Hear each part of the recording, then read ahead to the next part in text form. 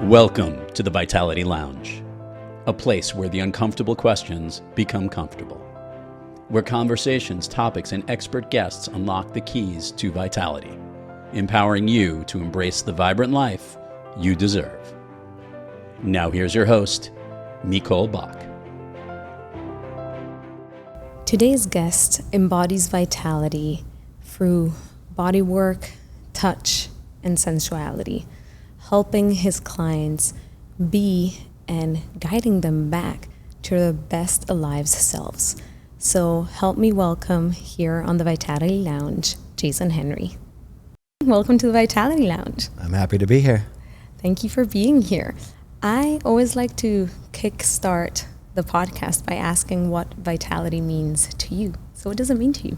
Vitality to me means more than just like your life energy, and the more robust you are and the vibrancy of how you deal with your daily stuff. It means about being true to yourself. Vibrancy means your ability to get centered in the present moment rather than to be stuck in your head all the time. Yes. There's nothing vibrant about being lost in contemplation 24/7. Yeah, and So vitality means life essence in the present moment. I love that. Life essence in the present moment. And that's so hard nowadays. We think about so many things all the time, and there's so much happening that it's really hard to take a moment to step in and just be present. Yeah. So how do you do that for yourself? What practices do you have that help you stay in the present moment? Well, I mean, for thousands and thousands of years, they've already kind of figured that out. Meditation works wonderfully well. Just taking the time to quiet the brain, exit the anxiety loop that we all kind of have. We have these meat computers between our ears. What do these meat computers love to do? It loves to work on problems. It loves to try to figure out solutions for problems that we expect in the future. And it works on trying to solve problems that we've had from traumatic experiences or conversations or life's challenges that we've been dealing with, and we get stuck there. Our computer tends to spin like crazy. And so meditation takes us out of that loop, allows us to center ourselves. So, I mean, I'm not doing anything that hasn't been practiced for thousands of years. Someone's already figured it out that's much smarter than me. And I tend to stand on the shoulders of giants, people that have figured things out and, kind of copy and replicate what they do best. And for me personally, that tends to work the best. Do you have any kind of mentors, or where did you learn about all of this? Oh, I've been a wandering vagabond for quite a while. I've seeked out a ton of people. But my first experience in meditation was actually in doing judo. I grew up doing martial arts and wrestling. I was very hands-on and very physical as a child. And judo is awesome because, it's not only a sport that's in the Olympics, but there's a whole mental game that kind of goes along with that. It's about building up your ki. That's your Japanese form of chi or life force energy. And it's about utilizing what's called zazen, which is a form of Zen meditation. And I was lucky that early on I was able to pick up that influence. Yeah, I do consider sport as kind of that meditation. It's always been my way of meditating, even though I didn't define it as such. But as I grew into it, I'm like, oh, I'm really in the present moment now. Right? Isn't that great? I mean, it's amazing. It's the only way to compete. It kind of gives you that tunnel vision, and a lot of people seem to kind of, they tend to see tunnel vision as a bad thing. But when it comes to sports, I mean, your ability to stay focused and stay on point and stay current in the present moment is, for judo, what's going to keep you from, having your back pinned on the floor or choked out or thrown really hard on your face. So your ability to focus in the moment is of vital importance in that sport. For sure. Jason, tell me a little bit about what you actually do and how you help your clients be in the present moment. I'm twofold. I've been a bodyworker for 27 years. So I've taken one form of manhandling people, which was on the wrestling mats and judo mats, and translated that wonderfully well into a career that I get to manhandle people for a living. But the pride and joy of what I do is I felt that early on healing people from the outside in is not as important as healing people from the inside out. And so I've been a Tantra practitioner for well over a decade now.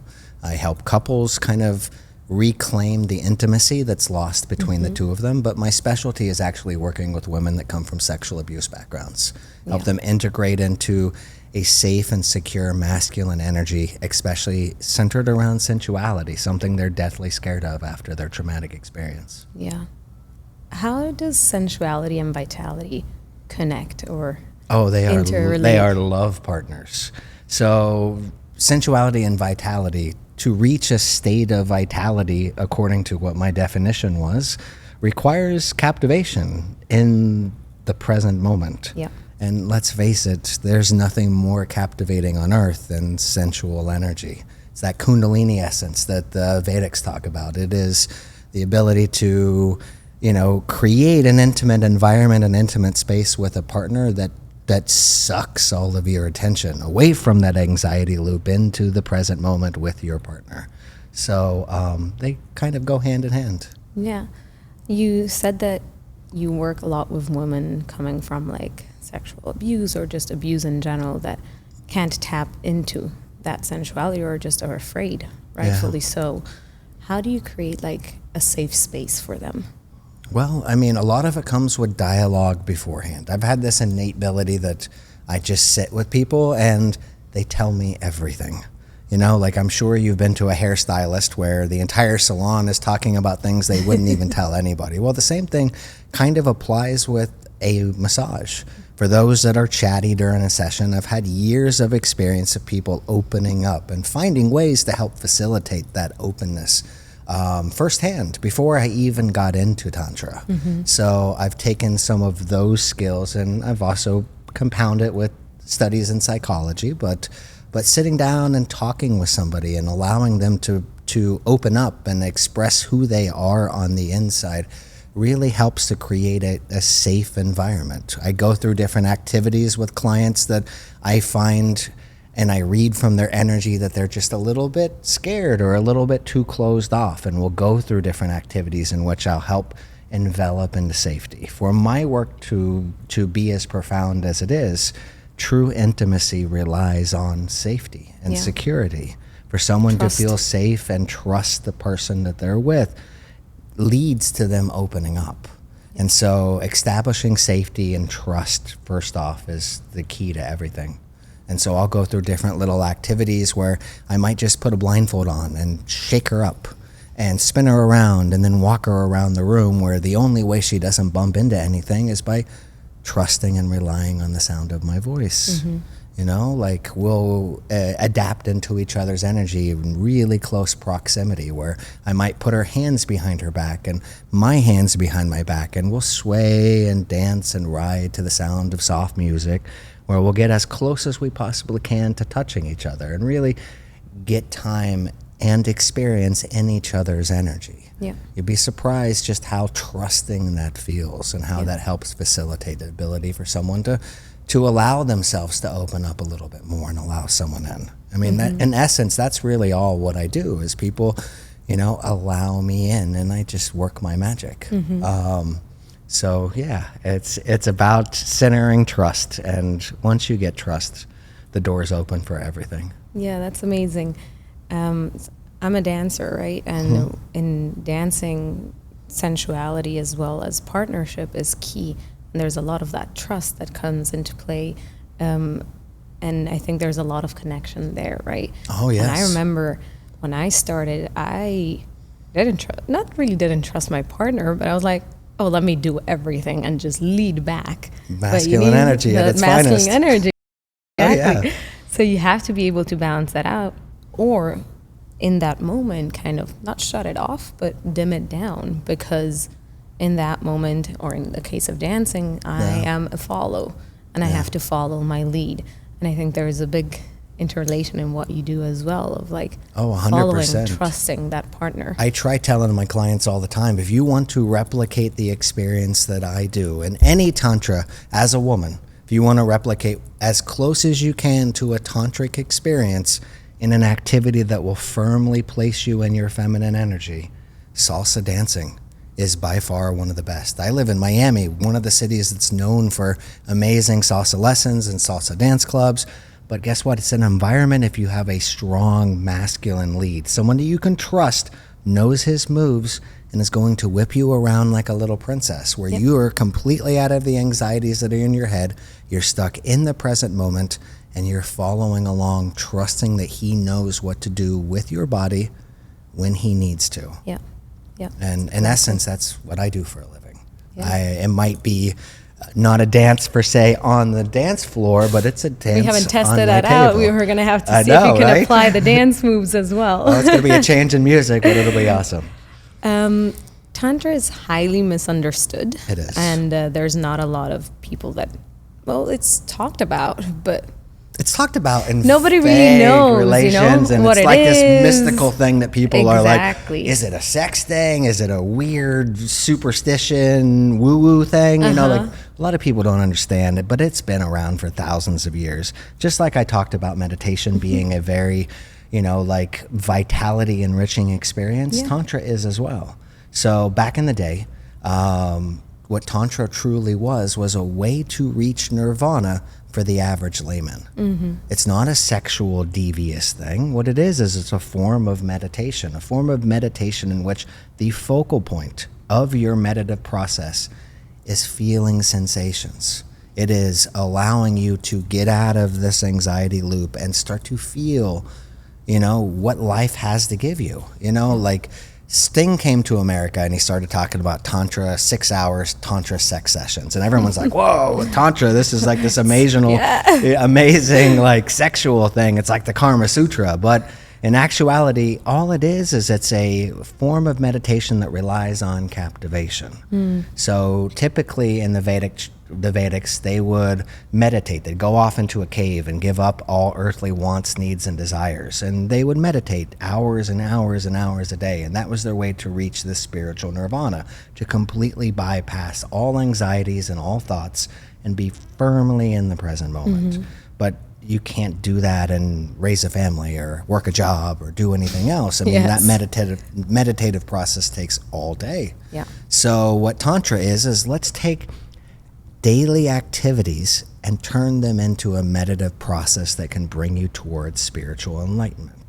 Now, that could be as simple as washing dishes. I use this metaphor pretty much all the time, and it works really well because you're taking something as mundane as humanly possible. Nobody likes washing dishes. Absolutely not. And you, instead of focusing on just kind of going through the motions like everybody does, you're stuck in your head, you're thinking about your problems, and you're scrubbing those dishes. And you're waiting for the task to hurry up and be done with, right? Yep. It's like, get it done out of it. Yes, but life is this short little precious gift. We should enjoy every single stage along the process, including the mundane. And so dishwashing is a great example because instead of speeding through it or ghosting through it, like when you're driving and you're not even really aware that you're driving. Or distracting yourself through it, Exactly. So hyper focus on how cold is the water, how slimy is that soap.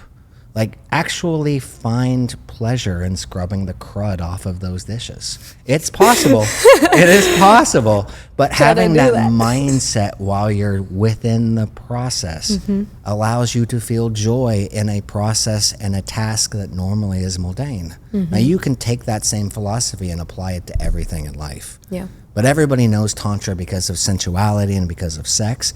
Why? Because there's no other activity on earth that captivates the soul as much as that. Yeah. I mean, if we're talking vitality here, that's the keystone of vitality. That is, every possible chemical neurotransmitter floating through your body at the same time. You're feeling a real expression of joy.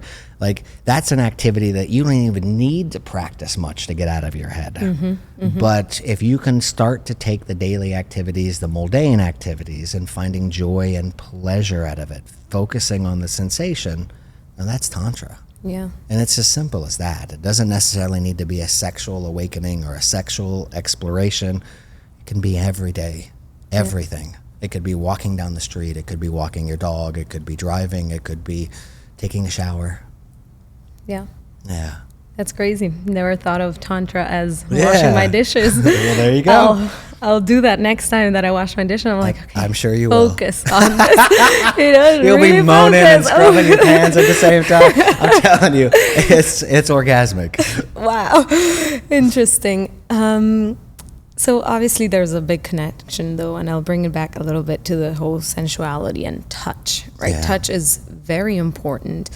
How would you describe touch, and how did you kind of work your way through touch and really understanding the body parts, or what a type of touch brings a sensation?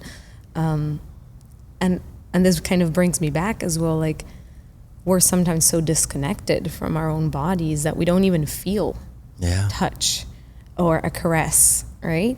So how did Well, how did first you of all, explore let that? me touch on the importance of touch before I touch Yeah. on how I developed my system of touch. But touch is one of the most often overlooked sensations that our bodies and souls crave. Mm-hmm. If you think about it, would you go to an animal shelter and they said, we've got these two dogs. One's never been petted or touched or showcased any love at all, and this other one gets played with every single day. And which one are you going to go home with? Which one are you going to trust in your home? The playful one, the one that Exactly. had love. Because that's typically, that's called animal abuse Yeah. if you don't pet a dog, right? Yeah. Mm-hmm. Well, we're animals too. Yeah. Touch is just as important to the human experience as it is for the dog's experience. So touch really is a captivating focal point for transformation. And in knowing that, most people try to avoid it. We tend to put these emotional walls up, Yeah. where we're trying to push everything and everybody away more than to bring everybody in. Yeah. So as I mentioned before, with Tantra being about, taking sensations and allowing that to be the focal point of your meditation, I've learned to adapt to touch. And now most Tantra practitioners will utilize a sensation or a touch as part of the experience. It's just that coming from a bodywork and from a grappling background, touch is something that's been of high importance to me the duration of most of my life. Yeah. So I've been able to utilize the skills that I use for my other part of my business and just adapt that into the process of what I want to facilitate in the Tantra sessions, because I've experienced everything, every facet that it takes. I mean, when it comes to bodywork, I know pretty much every modality. I've been doing it for 27 years. I've had plenty of time to catch up on every other little possible modality that I can incorporate into it. So it gives me a wide variety of different styles of touch and different types of sensations that I can provide to a client, again, to provide that focal point of captivation. Yeah. To get them out of their mind and into the present moment. Yeah, for sure. So if we were to look into the different types of touch, Okay. is that something that you can describe, showcase? If I give you my hand, like, can you actually go 3 types of touches and what the sensation can produce from there? Well, I mean, it's not necessarily solely just about the touching. It's also about the strategy behind Yeah. the touch. I mean, let's face it, with all the different modalities that are out there, from Hawaiian Lomi Lomi to Swedish deep tissue to Shiatsu to Tanao, which is a Chinese form of massage, all of them, there really isn't a wide variety of different styles of techniques. They all utilize effleurage and petrissage and tapotement, little techniques that involve either the thumb, the hand, the forearm, or the elbow. Yeah. So you really don't have a wide variety of different styles of touch that you can use, but it's the philosophy and the strategy behind those that change with the varying modalities. And the same thing goes with Tantra. It's a touch that's designed to facilitate captivation, to captivate your soul, Yeah. to keep your attention span away from what it naturally wants to go to, which are problems and traumas and future expectations. Yeah. So when it comes to touch, if you want, And if you want to explain it as well for those that are not looking us up on YouTube but are just listening, because if not, it's hard. well, I mean, most touches should start with just, brushing and getting acclimated to the person's energy. It's allowing them to let you in. When I start any sort of massage, whether it be a therapeutic session or a Tantra session, once I engage with my clients, I never let both hands off. So the most important aspect to touch, more than the technique itself, is not to continually re-engage and re-engage and re-engage. Again, we're dealing with emotional walls that people put on. If you're going to let yourself through that person's emotional barrier, you don't want to keep doing it 30 times in one session. Correct. So for me, once the client gets on my table, once my touch starts, it never stops until they roll over. So that's the most important aspect to touch. So integrating into the person's energy, really allowing them to feel your presence, is the important first step that you take once you engage. Now, the different varying modalities, some modalities require more full body contact, like Hawaiian Lomi Lomi, in which I'm utilizing your body like a dance floor. And I'm mimicking the rolling waves of the ocean, in which I'm utilizing forearms and hands and elbows at the same time, and I'm doing long sweeping motions over the entirety of the body. I find for Tantra work, that tends to work the best because it's full body engagement. But I mean, there are other modalities in which you're using much more pin pressure stuff. So, you know, for shiatsu, you're using a lot of these rolling finger techniques, which they work okay on the forearm, but they work amazingly well on the neck. So what I like to utilize in touch is strategy. And that strategy I like to call haptic hypnosis. Okay. I like that. So touch will lead you to that kind of hypnosis. Oh, touch will easily lead you to hypnosis. What most people don't realize is hypnotism is super easy to accomplish. You'll see a hypnotist that swings that pendulum in front of your eyes. The reason why he's doing that is to create a slow and steady rhythm. That slow and steady rhythm, the right hemisphere of the brain really loves predictability. It loves that safety and security of knowing what to expect next. So what I'll do is I'll turn my client's body into that pendulum. I'll create a very slow and steady rhythm. Now, this is something different than most massage modalities. They're not coming with a strategy of captivating the brain. So what I'm doing is creating that slow and steady, that pendulum rocking rhythm. And then I'm taking the other hand and I'm starting to touch various different little pressure points across the body. Now, what that does is it activates the left hemisphere of the brain, which really loves spontaneity. It loves something that, you know, catches it off guard by a little bit of surprise. And what happens to the brain is very similar to the reason why it's so difficult to pat your head and rub your stomach at the same time. It's because both hemispheres of the brain are engaged, but they're not in complete synchronicity. Now, when that happens, you jump out of what's called your sympathetic nervous system to your parasympathetic nervous system. Sympathetic is that fight or flight or freeze response. Your parasympathetic nervous system is rest and digest and orgasm. That's your recovery mode. You're actually changing the chemistry of the brain waves that are produced in the brain, from alpha and beta to theta waves, which is like this deep healing wave. It's this wave that starts to secrete your own natural oxytocin, which is that bonding chemical. It's the reason why mothers will rock a baby. Never thought of that. Yeah. So when it comes to touch, it's utilizing perfect strategy and perfect touch and adapting what I've developed over the years doing different forms of massage. So if someone has never heard or has heard of Tantra but doesn't know how to enter this world, how or what would you tell them how to start? How would you start? Slowly? What would be the first thing that they could do without having to necessarily call an expert as yourself? Is there something that they can do by themselves? It really depends on the various sex they are. You know, we're dealing with masculine and feminine energy. When it comes to full force recovery and the ability to really kind of rebuild that vitality, you need to pick something that will facilitate that. So I already talked about, for women, salsa dancing I find to be the number one thing. Again, it's getting you out of your headspace. It's getting you into trusting, getting whipped around and twirled like a little princess, you know, but it's a form of moving meditation. And for men, we really need something that gives us that tunnel vision so that we can blast through the anxieties that we have in our head. Archery works really well for that. Because why? You're focused on a central point.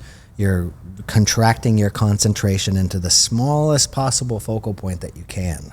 So that's a very recharging activity for men. So there are various activities that aren't necessarily Tantra, but are Tantra. if you think about it. Based on the definition that you gave it earlier. But I would sure. suggest that as a good introduction to Tantra, there are various, things online that people can find, resources. There's also, if you happen to live in a larger city, like here in Miami, there's places like Tantra Studios, which has, several nights a week will have different activities that are tantric related, whether it be Tantra speed dating or whether it be Kundalini activation, things that will allow you to get into a space where you can practice surrendering to yourself and surrendering to your partner. Yeah. And those are important things and great steps. But when you do decide if to take that next step into Tantra, especially if you're a woman, just do your due diligence. Yeah. Really spend time to chat on the telephone or even in person with a Tantra facilitator. Get a good understanding of their energy. Make sure that you trust them. Because again, nothing happens without trust. Yeah. You really do need to trust that individual. And what if, I'm going to go back to what you just said, but what if a couple is also interested and wants to start by themselves and is not comfortable yet to go somewhere, right? That is a big step. Enter a space that is like a Tantra studio or something like that. Yeah. It's like, it takes a little courage, but is there maybe some kind of activity that they can do together at home or something, that can help enter that space?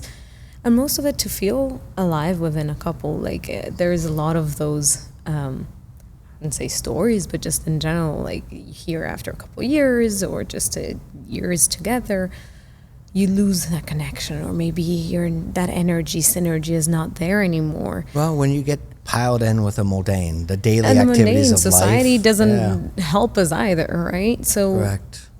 How would you recommend these people could activate a little bit more of this vitality?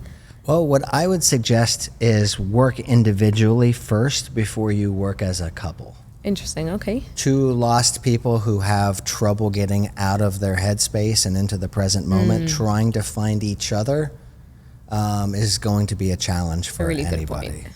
So what I would suggest for any couple that wants to experience Tantra is fill your cup first. Yeah. Find an activity that will bring you personal joy and give you practice on getting in the present moment before you engage in a partner where the meditative practice is both of you centered in intimacy with one another. Yeah. It's if you can't find intimacy within yourself and happiness within yourself, all you're going to do is pollute the process with your partner. So in essence, the best advice that I can give to any couple is take some time, reflect on yourself, find what are your personal roadblocks that's keeping you from being grounded right here, right now. Yeah. Because oftentimes it's it's either traumas from the past or it's the mundane activities of daily life in a relationship that just keep piling on and piling on and piling on. It's when you've been a couple for a while, sex starts to become routine. Yeah. It's about, when things continue to go this and there's no longer nothing to captivate you because the game plan sexually is always 1, 2, 3, the exact same things over and over and over again, the same positions, Or maybe the they same don't start. know, right? It's not even they don't do it, but it's just they're not aware of different things that are correct. out there, so But I if guess they work on educating themselves, as well is if part they of that. educate themselves, there's tons of Tantra resources online. There's tons of books. Urban Tantra, I find to be a really digestible book for beginners. Okay. But there are many different resources. But in jumping into the path personally yourself to better yourself before you engage with your partner is the ultimate means to success in this. Yeah. Because again, you will find happiness and you'll fill your own cup before you start to fill the cup of your partner. And then hand in hand, you can go off into intimacy together. Yeah. You can stretch out the process of foreplay. That's another great thing. It's just taking the time to say, hey, listen, we're in no rush tonight. Yeah.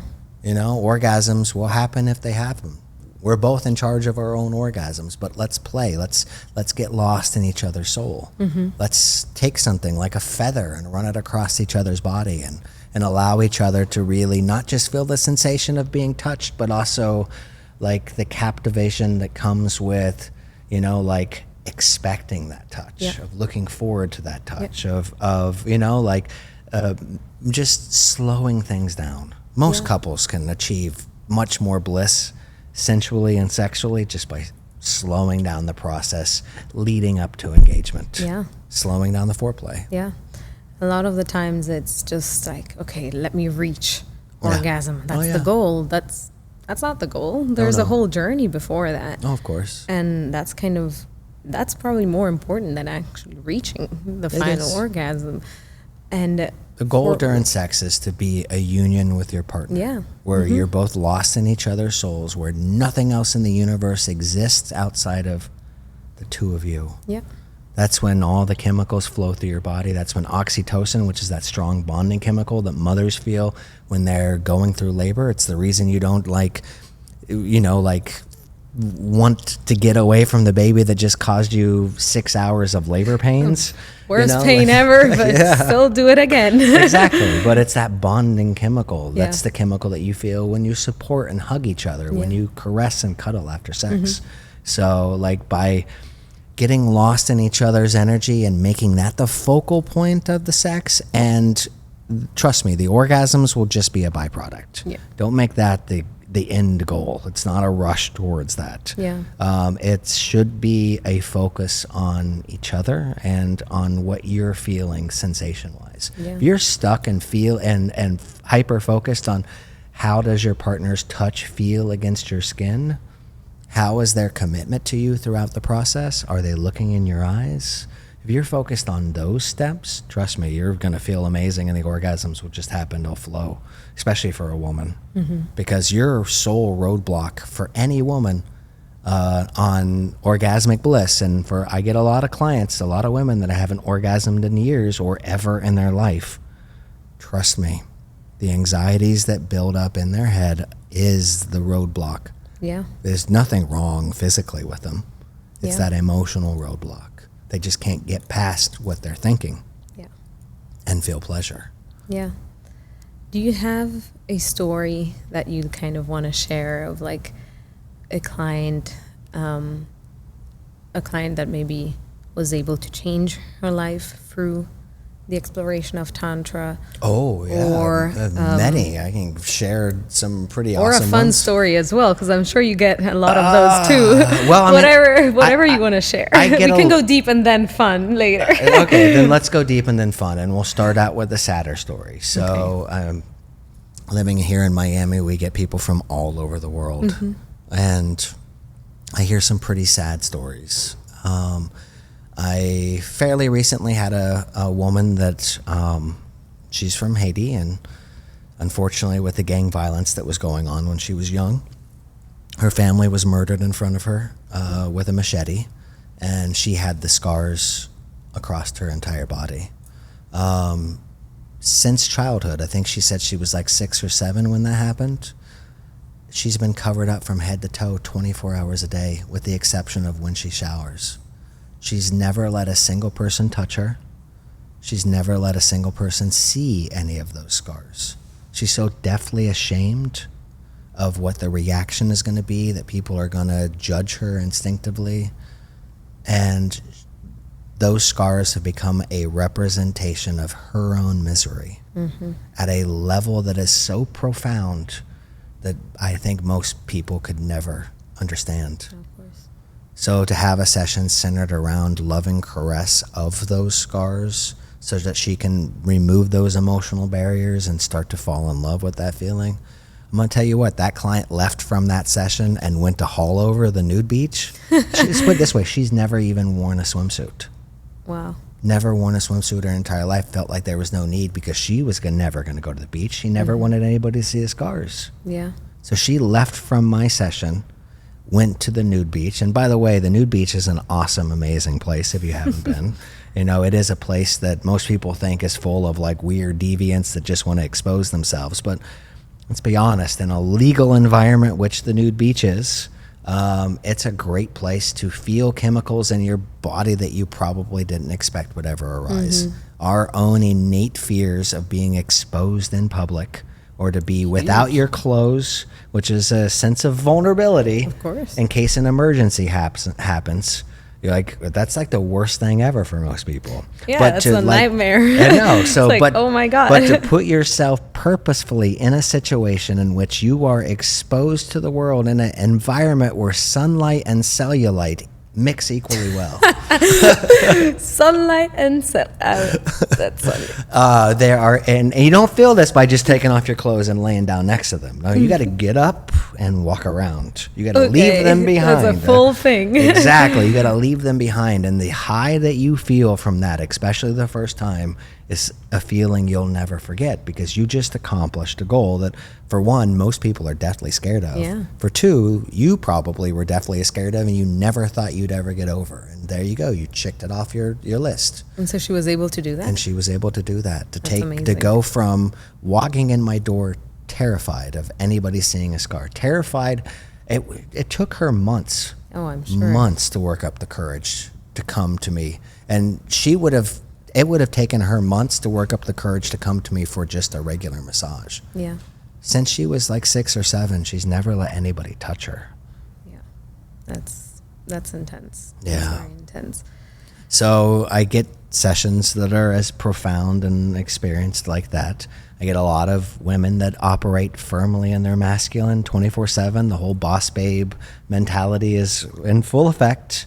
And oftentimes those women are wondering why certain aspects of their life can't seem to match the dynamic of success they achieve at work. Mm-hmm. Because they're operating in a masculine environment where they need to compete to succeed. Yeah. And because of that, their focus is on drive rather than on feeling and surrendering. Yeah. So a lot of my sessions are in utilizing my masculine energy to firmly put a woman into her place, emotionally speaking, and allow her to start to feel more feminine, to feel that feeling of being twirled around like that princess on the dance floor. And that often becomes a roadblock for a woman's sexual satisfaction as well. Yeah, for sure. Yeah. That's wonderful. I do have a lot of questions, but Please. we will have to do another session of this as well. Okay. Briefly, real quick, you have a very interesting background, and I think would be really interesting to share how that led you into 100%. and how it helped you, because we speak about women, but you're a man. Yeah. And your journey has been very interesting. So if you can quickly go through that, and then we'll leave with a motto, word of advice. That's important to ask. Finish All it right. off. So as I mentioned before, for a lot of people, their roadblocks are these emotional roadblocks. And for a lot of people, shame is that emotional roadblock. For most of my existence, up until, 2008, I was definitely ashamed of my past. My past was horrible. I had a child abuse, history. I was abused very heavily by my stepfather. Broke my nose, broke my jaw, dish out capital punishment, really severe punishments, lock me in a closet, make me break rocks, things like that. I got put in a foster home.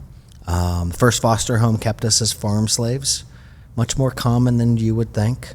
An easy source of cheap labor on a farm is, hey, become a foster parent. You're going to have those kids around to help out. They put us in an attic of their barn. That's where we slept.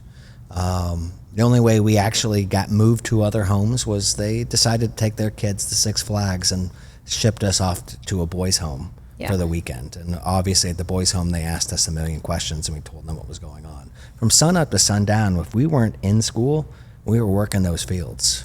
That's crazy.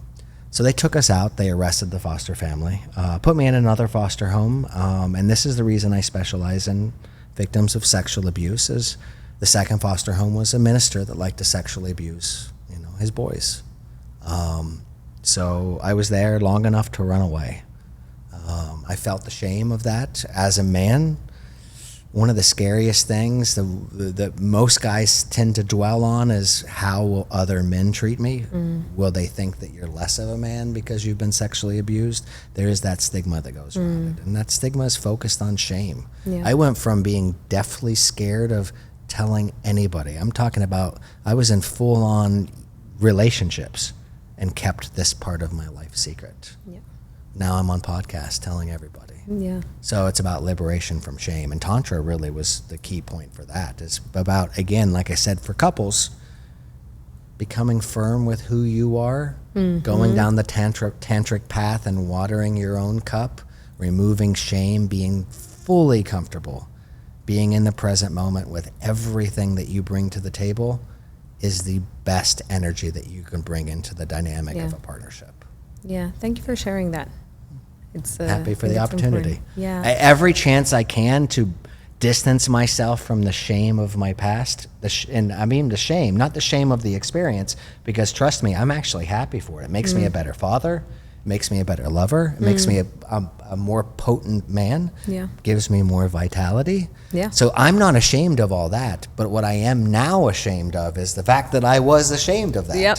So the fact that I get a chance to talk about it with people and just open it up and let other people realize that a lot of boys are sexually abused, unfortunately, and it's kind of pushed under the rug because we're too scared to talk about it. That's a whole different topic that we can also unravel in the future. But that shame exists for both sexes. Yeah. You know, Yeah, it's for sure. it's when you get put in an environment where you either have to fight, flight, or freeze, and let's face it, most people freeze.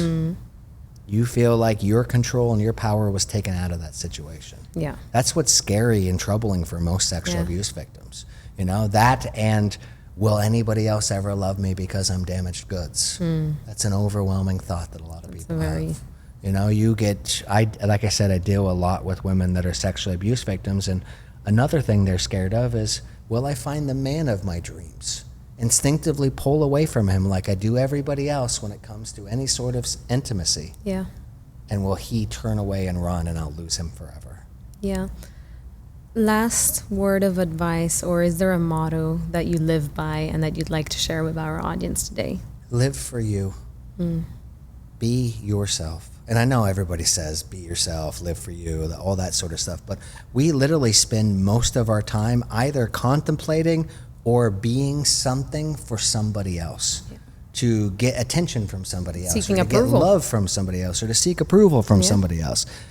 But at the end of the day, it doesn't truly matter. Like, be yourself. You know, I think most people in life would lead a much happier life if they just did things and they moved through the world at their own pace for their own selves, rather than to build up an aura of popularity or of security or of happiness.